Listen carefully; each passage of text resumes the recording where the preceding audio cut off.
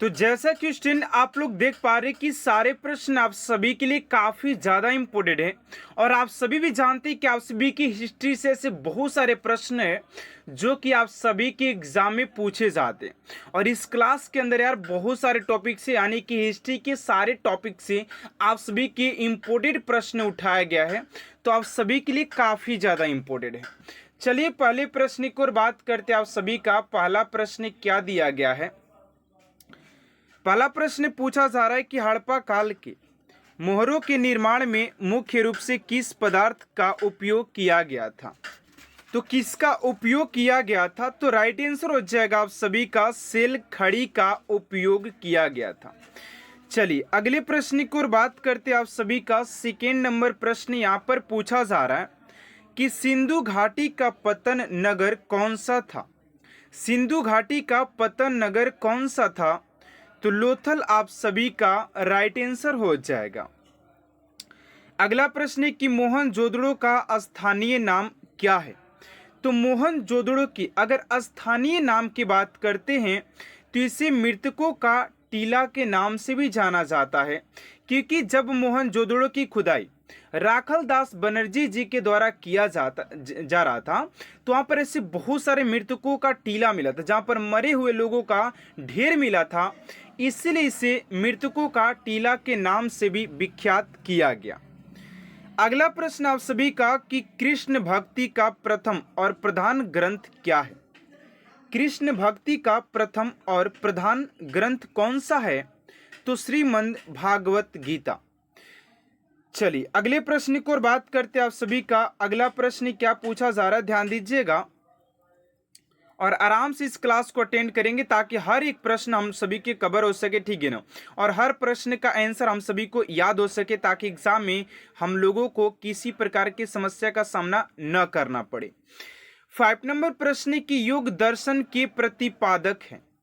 योग दर्शन के प्रतिपादक कौन थे, तो राइट आंसर हो जाएगा आप सभी का पतंजलि, आप सभी का राइट आंसर हो जाएगा। अगला प्रश्न की आर्यों के आर्कटिक हम सिद्धांत का पक्ष किसने किया था, तो बाल गंगाधर तिलक। अगला प्रश्न की मगध की प्रथम राजधानी कौन थी, गिरिराज या राजगीर। तो यहाँ पर सॉरी गिरिराज हो जाएगा या राजगीर हो जाएगा, ठीक है ना, यहाँ पर दिया गया है। अगला प्रश्न की त्रिपिटक धर्म ग्रंथ किसका है।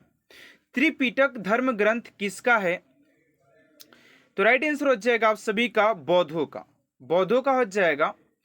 चलिए अगले प्रश्न की ओर बात करते हैं। आप सभी का अगला प्रश्न क्या पूछा जा रहा है, ध्यान दीजिएगा। अगला प्रश्न कर कि प्राचीन भारत का महान व्याकरण पतंजलि किसके समकालीन थे।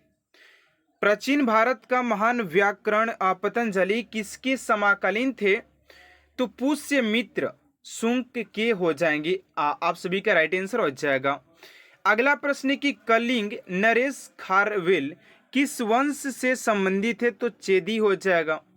अगला प्रश्न किस ऋषि के बारे में कहा जाता है कि उन्होंने दक्षिण भारत का आर्यकरण किया, उन्हें आर्य बनाया गया, तो अगस्त मुनि हो जाएंगे। अगस्त मुनि आप सभी का राइट आंसर हो जाएगा। चलिए अगले प्रश्न की ओर बात करते। 12 नंबर प्रश्न यहाँ पर आप सभी से पूछा जा रहा है, करे कि गुप्त वंश का वह राजा कौन था जिसने फूलों को भारत पर आक्रमण किया। फूलों को भारत पर आक्रमण किया, यहाँ पर फूलों नहीं होना चाहिए। गुप्त वंश का कौन सा राजा था जिसने हूणों को भारत पर आक्रमण किया, हूणों होना चाहिए, ठीक है ना, तो करने से रोका, हूणों को भारत पर आक्रमण करने से रोका था, वो था स्कंदगुप्त, ठीक है ना। चलिए अगले प्रश्न की ओर बात करते हैं। आप सभी का 13 नंबर प्रश्न है कि महरौली दिल्ली में स्थित लौह स्तंभ का निर्माण किस सदी में हुआ था, तो चतुर्थ सदी आप सभी का राइट आंसर हो जाएगा। अगला प्रश्न की सुकुमार संभवसी महाकाव्य किस कवि ने लिखा है, तो कालिदास आप सभी का राइट आंसर हो जाएगा। अगला प्रश्न की मगध के किस शासक को सैनिक कहा जाता है। मगध के किस शासक को सैन्य कहा जाता है, तो बिंबिसार आप सभी का राइट आंसर हो जाएगा। चलिए अगले प्रश्न की ओर बात करते हैं स्टूडेंट। उससे पहले आप सभी से एक छोटा सा रिक्वेस्ट है कि अगर अभी तक आप मेरे चैनल को सब्सक्राइब नहीं किए तो प्लीज़ स्टूडेंट चैनल को सब्सक्राइब कर साथ साथ बेल आइकन को प्रेस कर दीजिएगा, ताकि ऐसा मोस्ट इम्पोर्टेंट क्लास स्टूडेंट आप तक सबसे जल्द पहुंचते रहे। चलिए अगले प्रश्न की ओर बात करते हैं। आप सभी का 16 नंबर प्रश्न है कि हर्षवर्धन के समय में कौन सा चीनी तीर्थयात्री भारत आया था? तो वेन सॉन्ग हो जाएगा, सोन हो जाएगा। अगला प्रश्न है कि मुद्रा राक्षस नामक पुस्तक के लेखक विशाखा दत्त हो जाएंगी। इतिहास के पिता के रूप में किन्हें जाना जाता है? तो हेरोडोटस को। भारत में प्रथम मुस्लिम आक्रमण किसने किया? तो अरबों ने। ठीक है ना। अगला प्रश्न है कि पाल वंश का संस्थापक नेपाल था। अगला कल्हण द्वारा रचित राजतंत्र गिणी में कुल कितने तंत्र तरंग है? तो 8 हो जाएंगे। अगला प्रश्न है तंजौर में बृहदेश्वर मंदिर का निर्माण किन्होंने करवाया?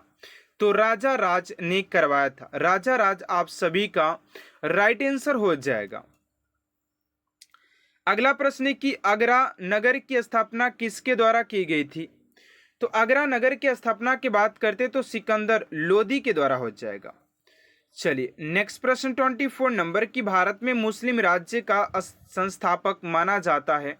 तो मोहम्मद गोरी को माना जाता है। मोहम्मद गोरी भारत में मुस्लिम राज्य के संस्थापक हो जाएगा। अगला प्रश्न है कि लाख बख्श ने के नाम से जाने जाने वाला कौन सा शासक था? तो कुतुबुद्दीन ऐबक आप सभी का राइट आंसर हो जाएगा। अगला प्रश्न है प्रसिद्ध कवि अमीर खुसरो किसके दरबार में कवि थे? तो अलाउद्दीन खिलजी के। दिल्ली के किस सुल्तान ने ब्राह्मणों पर भी जजिया कर लगाया था? तो फिरोज शाह तुगलक ने लगाया था। चलिए अगला प्रश्न है कृष्णदेव राय किसके समकालीन थे? कृष्णदेव राय किसके समकालीन थे? तो बाबर के हो जाएंगे। अगला प्रश्न है कृष्णदेव राय के दरबार में अष्टदिग्गज कौन था? तो अष्ट तेलुगु कवि हो जाएगा। बहमनी राज्य की स्थापना किसने किया? तो अलाउद्दीन हसन बलबन शाह हो जाएगा। हिंदी साहित्य का स्वर्ण काल किसे कहा जाता है? तो भक्ति काल को कहा जाता है। इस क्लास को थोड़ा सा फास्ट लेकर चलेंगे क्योंकि क्वेश्चन बहुत ज़्यादा और समय बहुत ही कम है, तो आप लोग फास्ट रिवीजन करिए, फास्ट याद कीजिए, जो कि आप सभी के लिए काफ़ी ज़्यादा इंपॉर्टेंट। ठीक है ना। देखिए फास्ट क्वेश्चन लगाने में क्लास में ये बेनिफिट होता है कि आप लोग एग्जाम में टाइम मैनेजमेंट कर पाते हैं कि कितने टाइम में कितने क्वेश्चन को अटेंड करना चाहिए। अगला प्रश्न है कवि की प्रमुख रचना क्या है? तो बीजक है। मुगल सम्राट का अंतिम शासक कौन था? तो बहादुर शाह द्वितीय। वर्ष 1526 ईस्वी में लड़ी गई पानीपत के पहले लड़ाई में बाबर से कौन पराजित हुआ था? तो इब्राहिम लोदी था, जो कि पानीपत के प्रथम युद्ध 1526 ईस्वी में लड़ा गया था इब्राहिम लोदी और बाबर के बीच, जिसमें इब्राहिम लोदी को पराजय हुआ था और बाबर अपने विजय घोषित किया था। ठीक है ना। ऐसा तो बाबर 4 युद्ध लड़ा जो कि काफी इंपोर्टेंट है, पानीपत का, प्रथम, खानवा, चंदेरी और घाघरा का। ठीक, जो कि चारों युद्ध में बाबर ने विजय प्राप्त किया है। अगला प्रश्न, औरंगजेब ने दक्षिण भारत में किन 2 राज्यों को जीता था? तो विजापुर एवं गोलकुंडा को। सर्वाधिक हिंदू अधिकारियों को अपने दरबार में किस मुगल शासक ने रखा था? तो औरंगजेब हो जाएगा, औरंगजेब। अगला प्रश्न है पानीपत की तीसरी लड़ाई 1761 ईस्वी में किनके बीच हुई थी? तो पेशवा बाजीराव द्वितीय और अहमद शाह अब्दाली के साथ हुआ था। चलिए अगला प्रश्न है 38 नंबर की शिवाजी का राज्याभिषेक कहाँ हुआ था? तो रायगढ़ के किले में हुआ था शिवाजी का जो राज्याभिषेक हुआ था। अगला प्रश्न है कौन सा यूरोपीय देश भारत में सबसे पहले आया और सबसे देर से गया? पुर्तगाल। अगला प्रश्न है वर्ष 1498 ईस्वी में वास्को डी गामा भारत में कहाँ उतरा था? तो कालीकट। ब्रिटिश के साथ वेसिन की संधि किस पेशवा के साथ किया? तो बाजीराव द्वितीय ने किया था। चलिए अगले प्रश्न की ओर बात करते 42 नंबर कि बंगाल का दैध्य शासक कब से कब तक चला था? दैध्य शासक तो 1765 से 1772 तक। ठीक है ना। अगला प्रश्न है कि प्रशासनिक और अव्यवस्था के आधार पर डलहौजी ने किस राज्य को ब्रिटिश साम्राज्य में मिलाया था? तो अवध को मिलाया था। अगला प्रश्न है कि सांप्रदायिकता का जनक किसे कहा जाता है? तो सांप्रदायिकता के जनक की बात करते हैं तो मिंटो को कहा जाता है, मिंटो। अगला प्रश्न है आदि ग्रंथ किसने संकलित किया था? तो गुरु अर्जुन देव ने संकलित किया था। चलिए अगला प्रश्न आपसी का 46 नंबर की प्लासी की युद्ध 1757 के समय बंगाल का नवाब कौन था? तो सिराजुद्दौला हो जाएगा, सिराजुद्दौला आप सभी का राइट आंसर हो जाएगा। अगला प्रश्न poverty and un British rule in India के लेखक कौन है? तो दादा भाई नौरोजी हो जाएंगे। सितंबर 1932 में पूना समझौता महात्मा गांधी व किन के बीच हुआ था? तो बी आर अंबेडकर के द्वारा। अगला प्रश्न है कि 1857 के विद्रोह के समय भारत का गवर्नर जनरल लॉर्ड कैनिंग था। 1857 के विद्रोह का नेतृत्व बिहार में कुंवर सिंह ने किया था। 1857 में भारत में हुए विद्रोह के एक नेता था। टोपे का मुख्य नाम क्या था? तो रामचंद्र पांडुरंग हो जाएगा। अगला प्रश्न है किस गवर्नर जनरल के कार्यकाल के दौरान भारतीय राष्ट्रीय कांग्रेस बनी थी? तो लॉर्ड डफरिन हो जाएगा।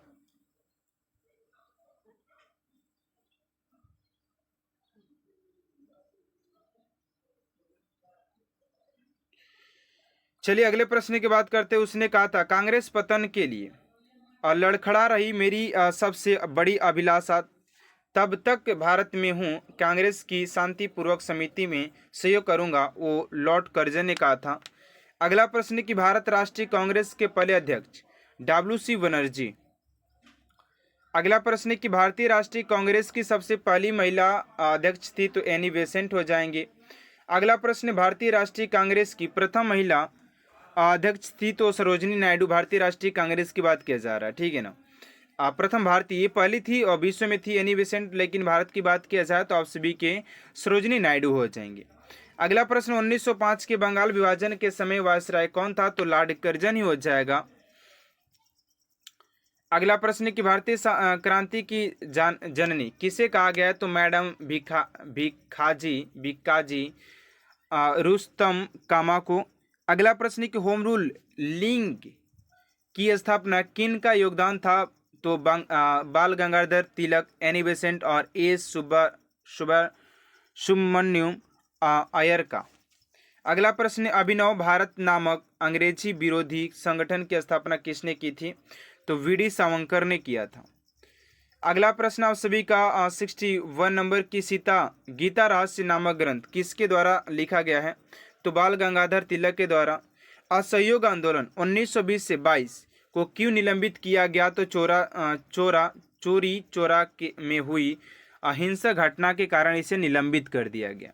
अगला प्रश्न स्वतंत्र भारत के पहले गवर्नर जनरल? तो माउंटबेटन हो जाएंगे।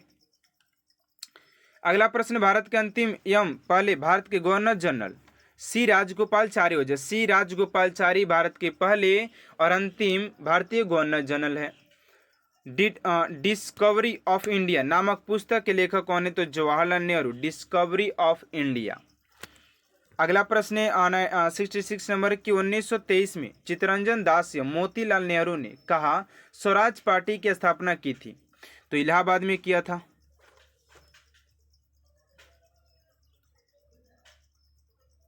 अगला प्रश्न है कि who lives in India dies किसकी उक्ति है? तो पंडित जवाहरलाल नेहरू।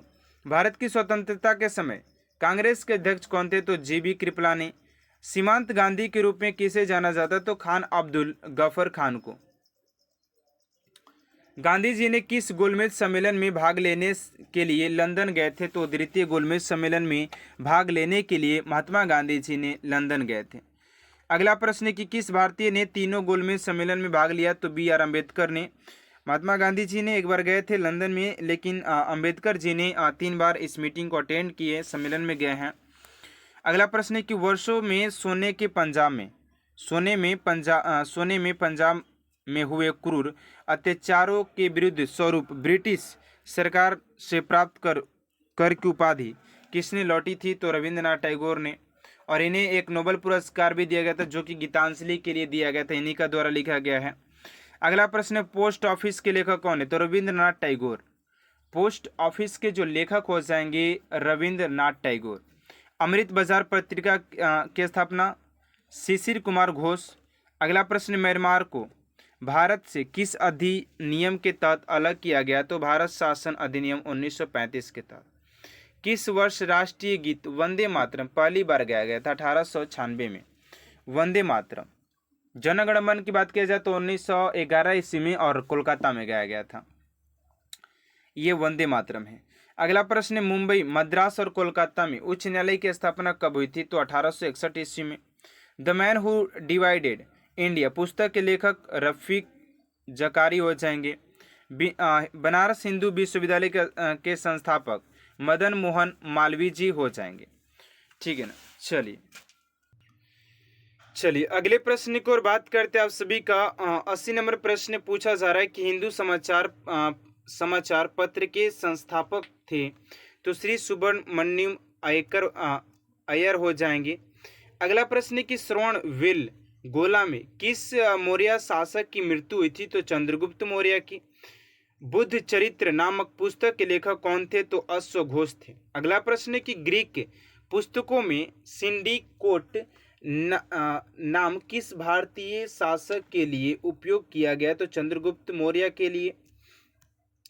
अगला प्रश्न है कि कनिष्क के समय सांस्कृतिक राजधानी किसे कहा जाता? तो मथुरा को। नालंदा विश्वविद्यालय की स्थापना कुमार गुप्त ने किया था। अगला प्रश्न, मिलिंद पन्हो नामक पुस्तक की रचना किसने किया था? तो नागभट्ट ने किया था।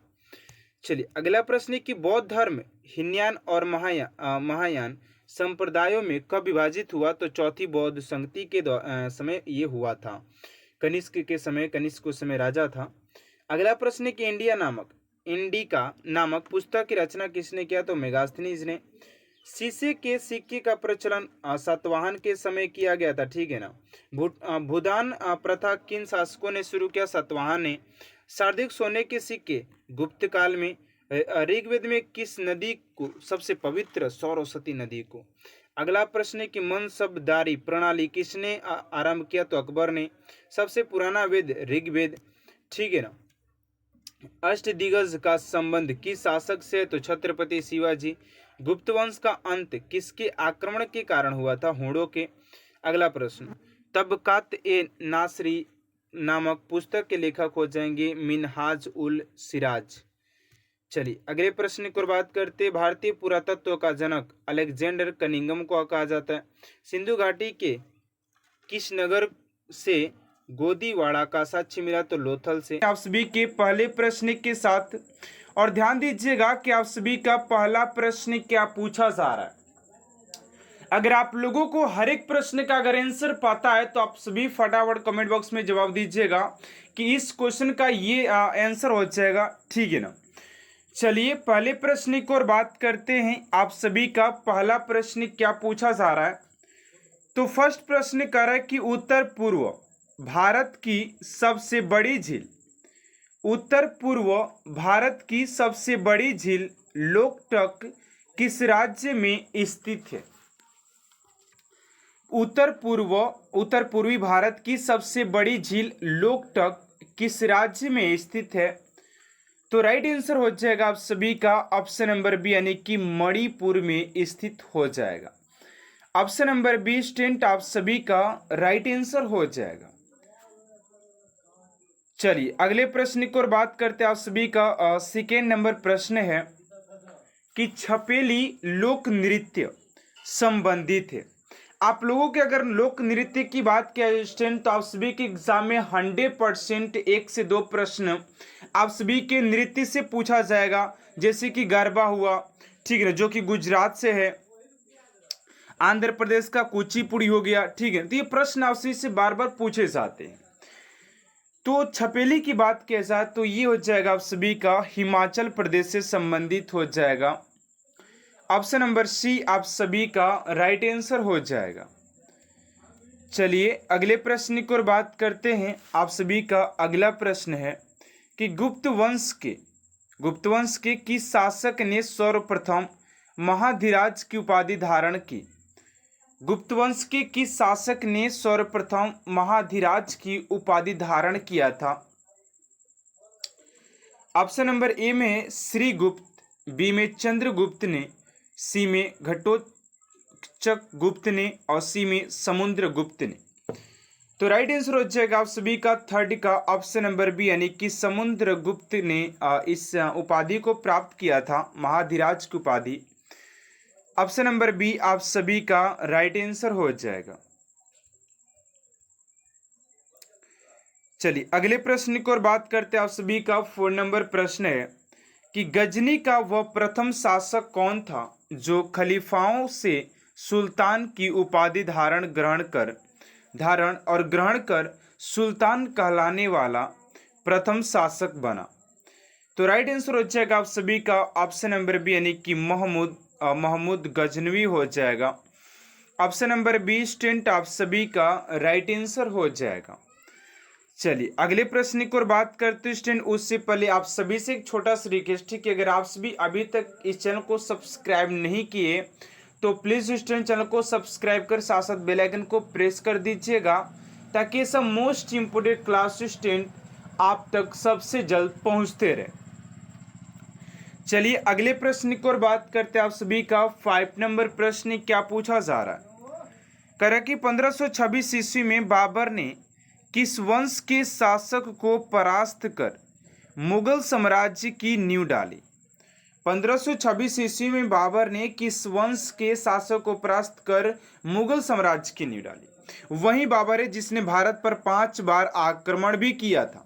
ठीक, वही बाबर है जो कि पानीपत का प्रथम युद्ध, आपसी की खानवा का युद्ध 1527 में, चंदेरी का 1528 में और घाघरा का युद्ध 1529 ईस्वी में इसी के बाबर ने ही इस युद्ध को लड़ा था। ठीक है ना, जिसमें कि चारों युद्ध में बात किया जाए तो बाबर विजय प्राप्त किया था।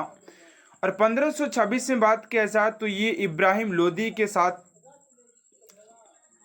पानीपत के प्रथम युद्ध में इब्राहिम लोदी के नींव को मतलब कि हिला दिया था। ठीक है ना, यानी कि इब्राहिम लोदी परास्त हुए थे पानीपत के प्रथम युद्ध की बात किया जाए तो। चलिए अगले प्रश्न की ओर बात करते हैं। आप सभी का अगला प्रश्न है 6 नंबर कि 1857 में किसने इलाहाबाद को आपातकालीन मुख्यालय बनाया था।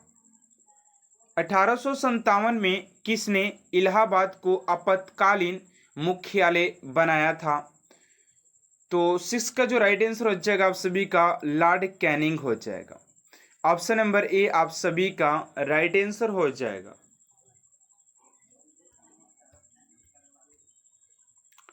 चलिए अगले प्रश्न की ओर बात करते हैं। आप सभी का 7 नंबर प्रश्न है कि भारतीय संविधान के अंतर्गत संघ और राज्यों के बीच शक्तियों का विभाजन किसकी प्रेरणा पर आधारित है। करें कि भारतीय संविधान के अंतर्गत संघ और राज्य के बीच शक्तियों का विभाजन किसकी प्रेरणा पर आधारित है। तो 7 का हो जाएगा आप सभी का ऑप्शन नंबर बी, यानी कि कनाडा हो जाएगा। ऑप्शन नंबर बी आप सभी का राइट आंसर हो जाएगा। चलिए अगले प्रश्न की ओर बात करते हैं। अगला प्रश्न है कि हम्पी के खंडहर किस राज्य में है। हम्पी के खंडहर किस राज्य में स्थित हो जाएगा। तो 8 का राइट आंसर हो जाएगा आप सभी का ऑप्शन नंबर ए, यानी कि कर्नाटक आप सभी का राइट आंसर हो जाएगा क्वेश्चन नंबर 8 का। चलिए अगले प्रश्न की ओर बात करते हैं। आप सभी का 9 नंबर प्रश्न पूछा जा रहा है कि अल्पना भारत के किस क्षेत्र की प्रमुख लोक कला शैली है। अल्पना भारत के किस क्षेत्र की प्रमुख लोक कला शैली है। तो 9 का राइट आंसर हो जाएगा आप सभी का ऑप्शन नंबर सी, यानी कि पश्चिम बंगाल। ऑप्शन नंबर डी आप सभी का राइट आंसर हो जाएगा।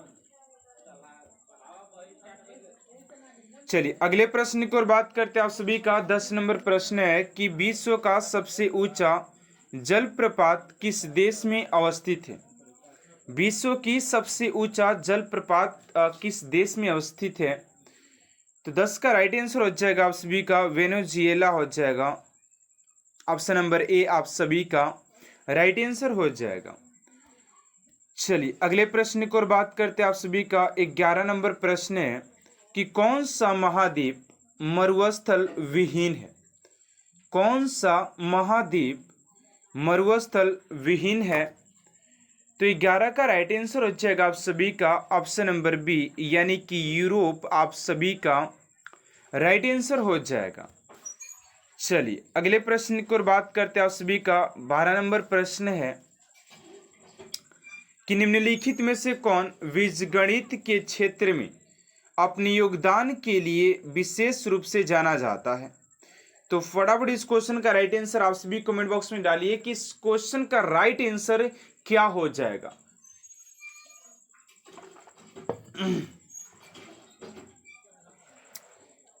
तो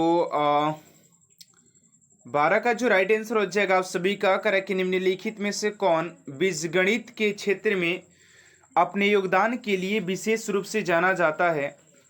तो इस क्वेश्चन का राइट आंसर हो जाएगा स्टूडेंट आप सभी का ऑप्शन नंबर सी आप सभी का राइट आंसर हो जाएगा। चलिए अगले प्रश्न की ओर बात करते हैं। आप सभी का अगला प्रश्न है करेक्ट कि निम्नलिखित में से कौन सबसे प्राचीन वाद्य यंत्र है, यानी कि ऐसा कौन सा यंत्र है जो कि बहुत ज्यादा प्राचीन है, ठीक है ना। सितार, वीणा, सरोद या तबला। तो इस क्वेश्चन का राइट आंसर हो जाएगा आप सभी का ऑप्शन नंबर बी, वीणा सबसे प्राचीन वाद्य यंत्रों में से एक हो जाएगा। तो ऑप्शन नंबर बी आप सभी का राइट आंसर हो जाएगा।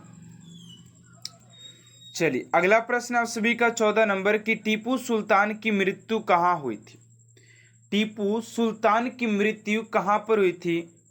तो 14 का हो जाएगा आप सभी का सी, यानी कि श्रीरंगपट्टनम में हो जाएगा। ऑप्शन नंबर सी आप सभी का राइट आंसर हो जाएगा। चलिए अगले प्रश्न की ओर बात करते हैं। 15 नंबर है कि विजय स्तंभ कहाँ स्थित है। विजय स्तंभ कहाँ पर स्थित है। तो चित्तौड़गढ़ ऑप्शन नंबर सी आप सभी का राइट आंसर हो जाएगा। अगला प्रश्न है कि निम्नलिखित में से भारत पर पहली बार आक्रमण करने वाला कौन था। तो भारत पर पहली बार आक्रमण करने वाले की बात करें तो अरब लोग थे, ठीक है ना, अरबी थे। ऑप्शन नंबर बी आप सभी का राइट आंसर हो जाएगा। चलिए अगले प्रश्न की ओर बात करते हैं। आप सभी का 17 नंबर प्रश्न है कि राष्ट्रकूट साम्राज्य का संस्थापक कौन था। राष्ट्रकूट साम्राज्य का संस्थापक कौन था। तो 17 का हो जाएगा आप सभी का दंती दुर्ग हो जाएगा। ऑप्शन नंबर ए आप सभी का राइट आंसर हो जाएगा। चलिए अगले प्रश्न की ओर बात करते हैं कि विरूपाक्ष मंदिर का निर्माण किसने किया था। विरूपाक्ष मंदिर का निर्माण किसने किया था। तो 18 का हो जाएगा ए, यानी कि चालुक्य के द्वारा किया गया था। ऑप्शन नंबर ए आप सभी का राइट आंसर हो जाएगा। अगला प्रश्न की पहाड़ी काटकर एलोरा के विश्वविख्यात कैलाश मंदिर का निर्माण करवाया था, यानी किसने करवाया था। तो 19 का हो जाएगा आप सभी का सी, यानी कि राष्ट्रकूट के द्वारा किया गया था। Option number C. चलिए नेक्स्ट प्रश्न की ओर बात करते 20 नंबर की एरण अभिलेख का संबंध किस शासक से है। एरण अभिलेख का संबंध किस शासक से है। तो 20 का राइट आंसर हो जाएगा आप सभी का भानुगुप्त। ऑप्शन नंबर बी आप सभी का राइट आंसर हो जाएगा, भानुगुप्त से संबंधित हो जाएगा। अगला प्रश्न है कि मंदिर निर्माण कला का जन्म सर्वप्रथम कब हुआ था। मंदिर निर्माण कला का जन्म सर्वप्रथम कब हुआ था। तो 21 का हो जाएगा आप सभी का गुप्त काल में हुआ था। चलिए अगला प्रश्न है कि हर्षवर्धन के समय कौन सा चीनी तीर्थयात्री भारत आया था। हर्षवर्धन के समय कौन सा चीनी तीर्थयात्री भारत आया था। तो वेन सोन ऑप्शन नंबर डी आप सभी का राइट आंसर हो जाएगा। अगला प्रश्न है कि हर्ष के शासन काल में उत्तर भारत का सबसे महत्वपूर्ण शहर कौन सा था। हर्ष के शासन काल में उत्तर भारत का सबसे महत्वपूर्ण शहर कौन सा था। तो 23 का हो जाएगा आप सभी का ऑप्शन नंबर डी, यानी कि कन्नौज हो जाएगा। चलिए अगला प्रश्न है कि पूरा पाषाण काल में आदि मानव के मनोरंजन के साधन थे। तो पूरा पाषाण काल में बात किया जाए तो शिकार हो जाएगा, शिकार खेला करते थे मनोरंजन के लिए, ठीक है ना। चलिए अगले प्रश्न की ओर बात करते हैं 25 नंबर की, गुप्त शासन के द्वारा निम्नलिखित में से ऐसा व्यक्ति कौन था जो एक महान खगोल वैज्ञानिक और गणितज्ञ था। तो ऑप्शन नंबर सी आप सभी का राइट आंसर हो जाएगा। ये तो राशि का पहला practice set and previous question. अब चलते हैं दूसरे practice set and previous question के साथ। तो आप लोग क्लास को इन तक जुड़ देखिएगा, ठीक है ना। चलिए